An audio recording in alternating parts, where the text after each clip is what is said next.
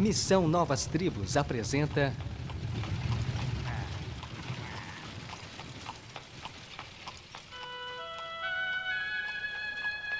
Ital.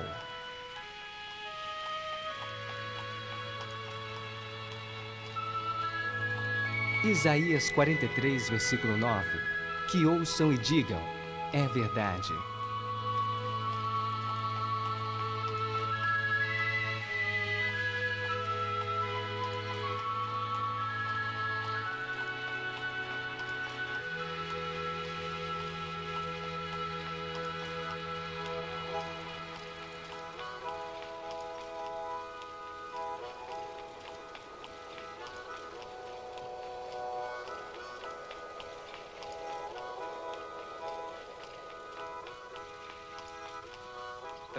O Vale, terra dos Amish, terra dos Menonitas. Em meados do século XVIII, fugindo da perseguição religiosa na Europa, um grupo deles veio se estabelecer aqui, no interior da Pensilvânia. Dedicados ao trabalho duro, desmataram essas terras e formaram fazendas produtivas. Para os Amish, hoje, pouca coisa mudou. Mantendo um estilo de vida bem simples, procuram afastar-se dos eletrodomésticos e comodidades da vida moderna, o que para eles é sinal de piedade religiosa. Por outro lado, nem todos os membros da comunidade permaneceram assim voltados ao passado. Alguns preferiram seguir um caminho diferente da modernidade. Eles acham que isso tem valido a pena. Olá, meu nome é John Cross. Coordenador de um dos ministérios da Missão Novas Tribos, uma organização que trabalha quase que exclusivamente com povos tribais, em vários países do mundo. Você talvez pergunte, John, o que é que você está fazendo aí no centro da Pensilvânia? O que é que isso tem a ver com a evangelização das tribos? Eu quero dar a você a base do nosso trabalho, contando uma história que começou aqui, neste vale. Um dos filhos desta terra é Mark Zook.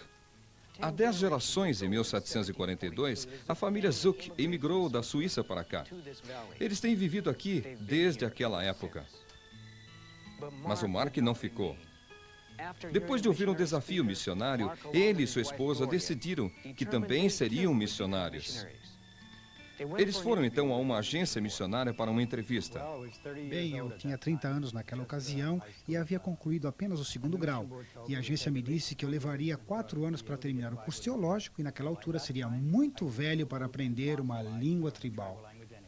As pessoas questionavam se eu deveria levar meus filhos para uma tribo ou ir para um clima tropical com os meus problemas de saúde. Eles me diziam, deixe os nativos para lá, eles são felizes do jeito que estão. Rejeitados, mas não derrotados, Mark e sua esposa Glória foram para uma das escolas da Missão Novas Tribos, onde receberam um preparo especializado em evangelização transcultural. Assim que terminaram o treinamento, foram enviados pela sua igreja local até um campo missionário.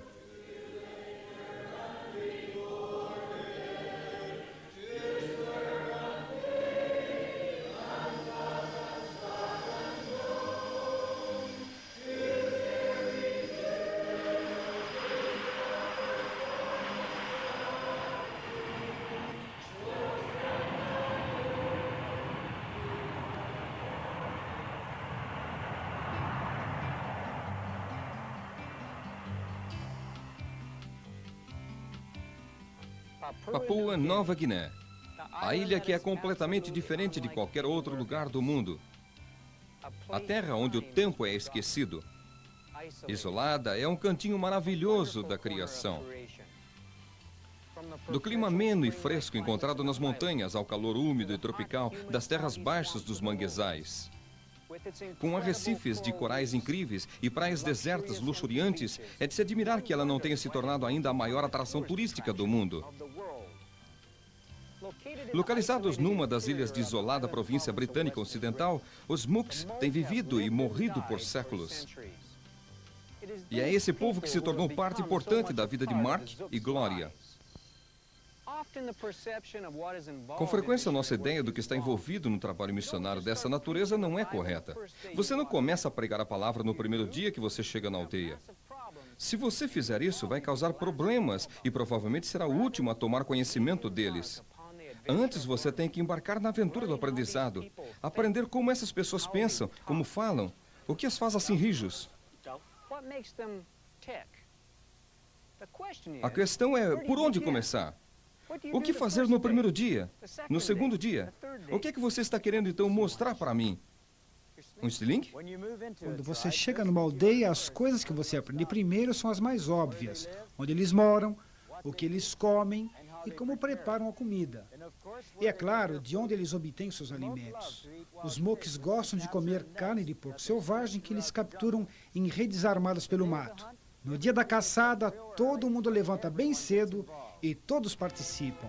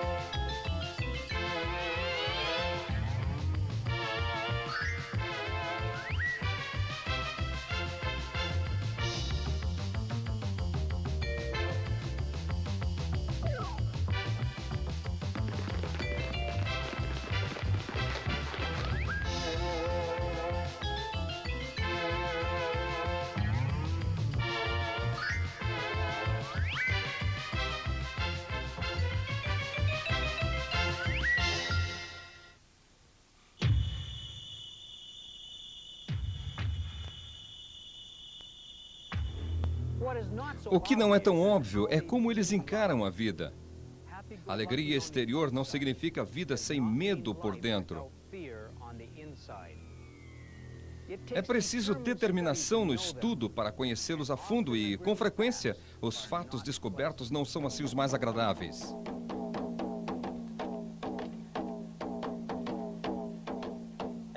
À medida que estudamos seus costumes e a maneira de pensar deles, uma das coisas reveladas foi o constante temor e opressão em que esse povo vivia. Um dos aspectos da cultura estava ligado aos ancestrais mortos. Um homem vestia uma grande máscara e saía dançando pela aldeia. Eles criam que esse era o espírito de um ancestral morto voltando.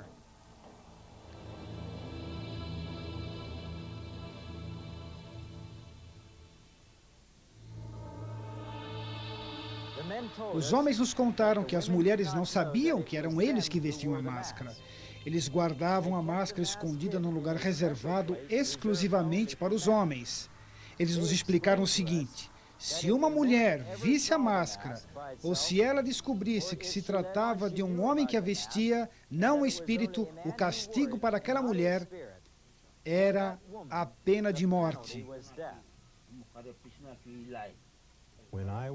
Quando eu era um menino, minha mãe descobriu o segredo e viu a máscara.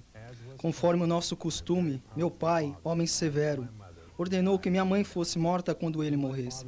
Assim que ele faleceu, mostraram a máscara para minha mãe, e os 2 irmãos dela levaram-na para o mato. Eles não queriam fazer aquilo, mas as nossas crenças obrigavam-nos. Eles passaram uma corda de casca de árvore em volta do pescoço dela. Eu era bem novo, mas eu me lembro bem. Minha mãe era jovem e eu a amava. Minha mãe foi morta porque ela viu a máscara. Nós vivíamos aterrorizados. Time goes by, the day, the night, and they don't know. Children cry, men live, they die, and they have no home.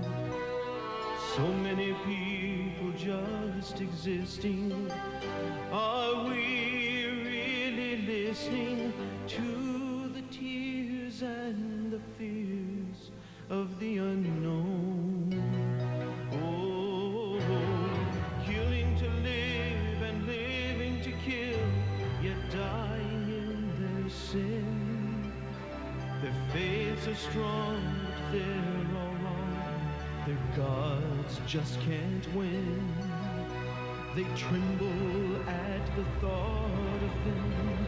The sun, the moon, the birds, the spirits. Oh, how can it be that they just don't know? He is willing that none should perish. He desires each one as his own. He sent his perfect Son to die for them. The Son now reigns next to his Father's throne, but so many just don't know.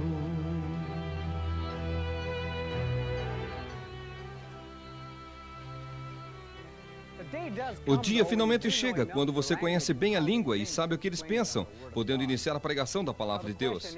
Mas a questão é, por onde começar? A Bíblia é um livro tão grande e nenhum membro da tribo Mook jamais teve qualquer contato como nós temos com as Escrituras. Antes de começarmos a pregar, tivemos que preparar lições bíblicas. O nosso ajudante, que naquela época não era um crente, foi a pessoa-chave para obtermos a terminologia bíblica apropriada de que precisávamos para ensinar. Mesmo antes de iniciar o ensino, os Mooks pareciam pressentir que estavam para receber uma mensagem maravilhosa. Quando o ensino começou, a aldeia toda de 320 pessoas se reuniu para participar. Nós não mencionamos nada sobre Jesus até que concluímos 2 meses de ensino das histórias fundamentais do Velho Testamento. No primeiro dia, nós começamos mostrando para eles um mapa da aldeia. E aí apontamos onde as outras aldeias Mook estavam localizadas naquele mapa. A partir daí, explicamos para eles, progressivamente, onde eles estavam situados em relação às tribos vizinhas, e onde eles estavam localizados na província, e a posição da província no país da Papua Nova Guiné, e onde Nova Guiné estava em relação à Austrália, Japão, Estados Unidos e Israel. Depois eu expliquei para eles como a Bíblia, a palavra de Deus, a fala de Deus, veio há muitos anos atrás, de Israel à Europa e para o mundo, e agora estava chegando também para eles, o povo Mook.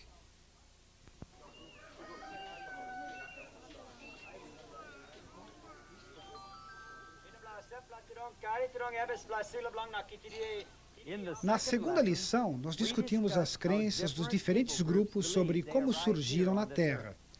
Os Mooks criam que foram criados por 2 tipos de pássaros.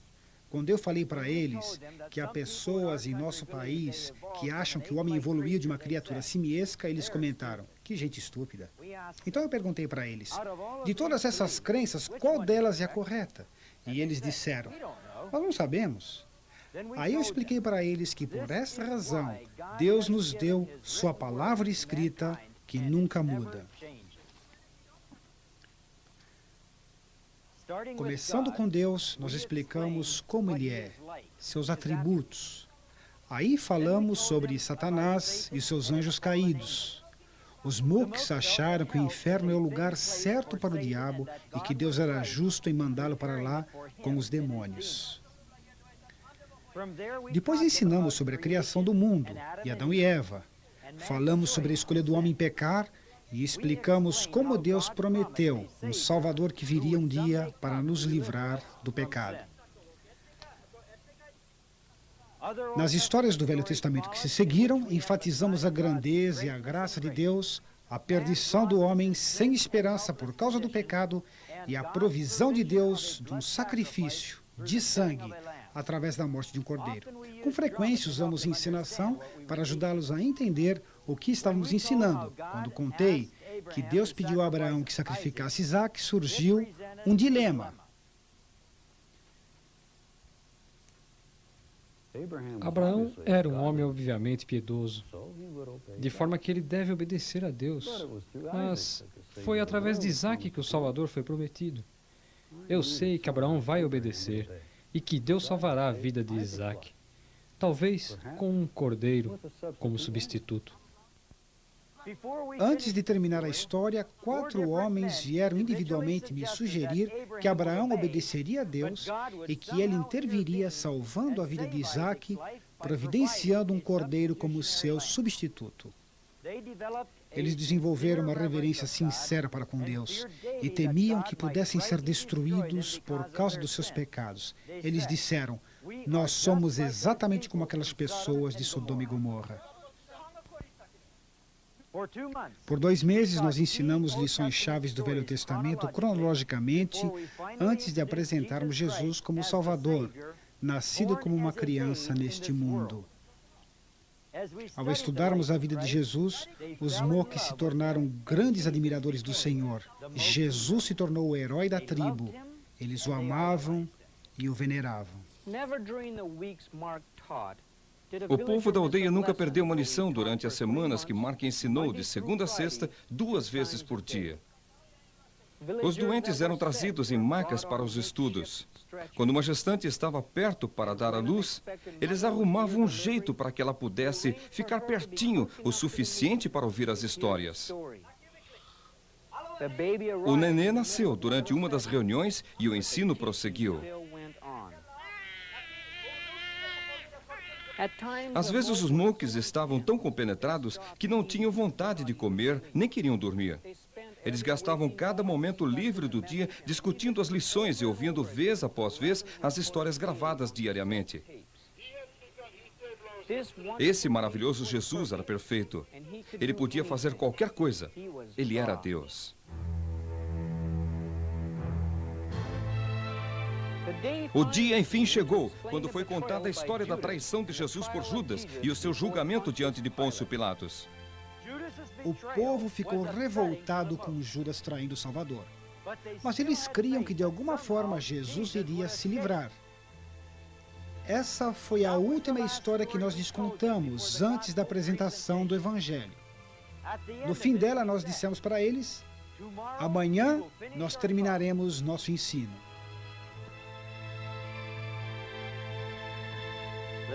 Na manhã seguinte, a aldeia toda estava reunida antes do nascer do sol e eu comecei apresentando Jesus diante de Pilatos. As pessoas estavam muito sérias. Quando viram na representação Jesus sendo cuspido, batido e colocado na cruz, eles ficaram simplesmente atônitos. Eles ficaram abalados.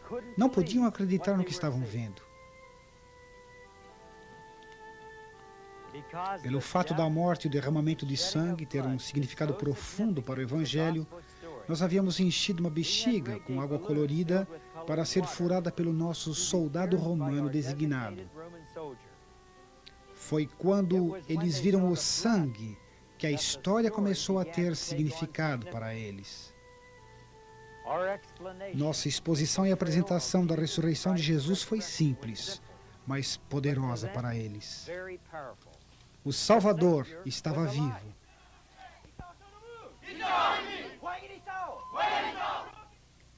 Depois eu voltei novamente às histórias do Velho Testamento e, começando com Abel, expliquei que Jesus é o nosso sacrifício aceitável, da mesma forma que o sacrifício de Abel foi aceito por Deus.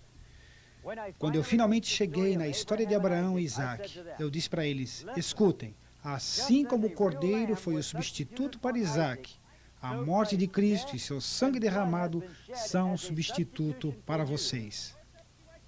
Nesse ponto, a luz verdadeiramente raiou. Eu podia ver e ouvir por toda a multidão a reação positiva deles para com a mensagem. Eu creio, eu creio, eu creio. Coloquei-me no meio deles e perguntei o que eles achavam. E de todos os lados surgiram respostas como esta.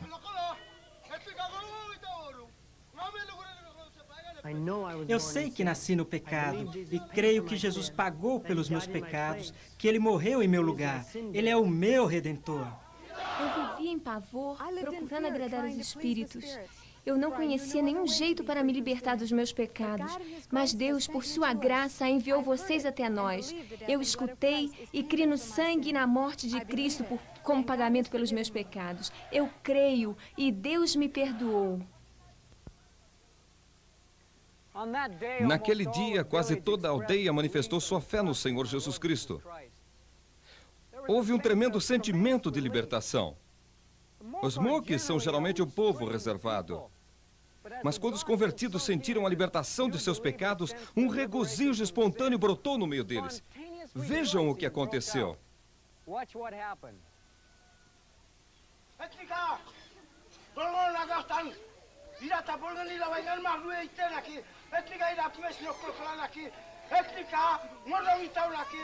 Esse homem está testemunhando que ele também crê que Jesus Cristo pagou pelos seus pecados.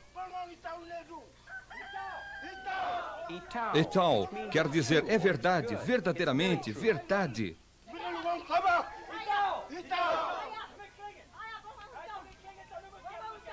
Vovó também se regozija no fato que ela também crê.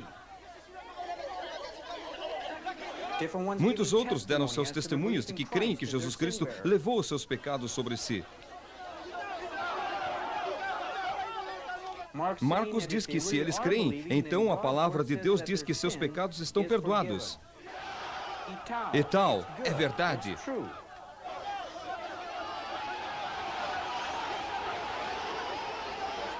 Um regozijo espontâneo rompeu entre eles e continuou por 2 horas e meia.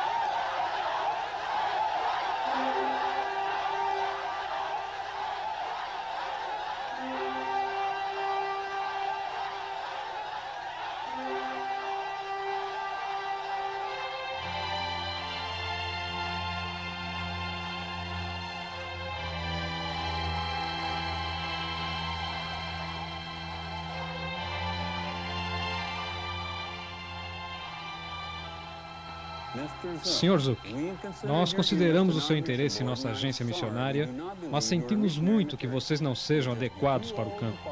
São muito velhos. Glória, não se aflijam por causa desse povo. Considere sua saúde e suas crianças. Marcos e Glória, como igreja, nós vamos ficar na retaguarda de vocês. Nós vamos orar por vocês e sustentá-los.